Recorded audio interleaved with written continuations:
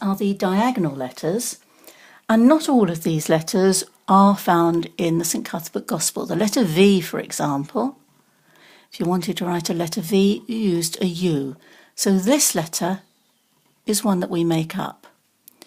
And you need to start and write the first stroke not at a sharp angle, because either you'll make that at too narrow a letter, or it will look as though it's slanting forwards, and you want it to be upright.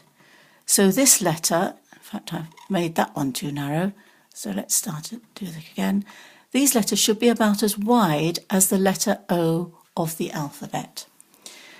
The letter W also, not found in the St Cuthbert Gospel. 2 letters V, and keep those nice and wide, and they need to be even so they look upright. And if you are writing a letter Y based on the letter V, then obviously that extends down to the line for descenders. And what you want to try to do is to make sure that those strokes just cross on the base guideline for X height. The letter X, though, is in the St Cuthbert Gospel. And that letter starts, of course, with that stroke first, and then the second stroke like that. And what you need to do is to keep the strokes straight. The curves come at the end of the letters. Don't make the strokes themselves curved, because you get a not pleasant letter.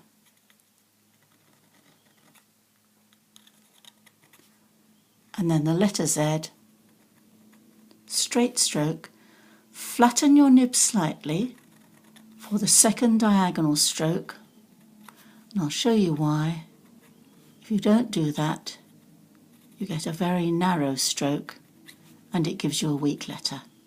So maintain your 27 to 30 degrees angle, flatten it to about 10, and then change it again back for the third stroke. Now we've left only 2 letters now. I'm just going to move that along, and these are the odds. These are the letters that don't fit in any of those families. And the first letter is the letter A.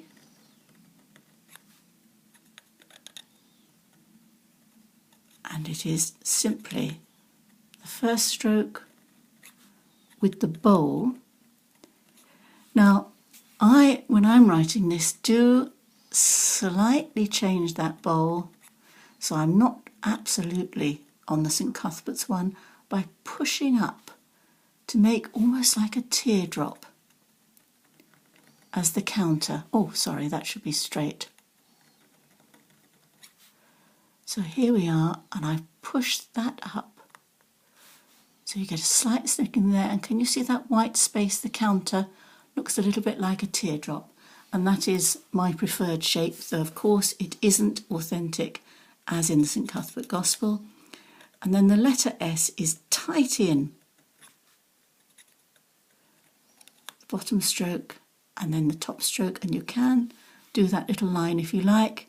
What you need to do is you need to make sure that the bottom counter, the white space, is bigger than the top counter, and if you turn this upside down you'll see it, but they look about the same. So there are all the letters done.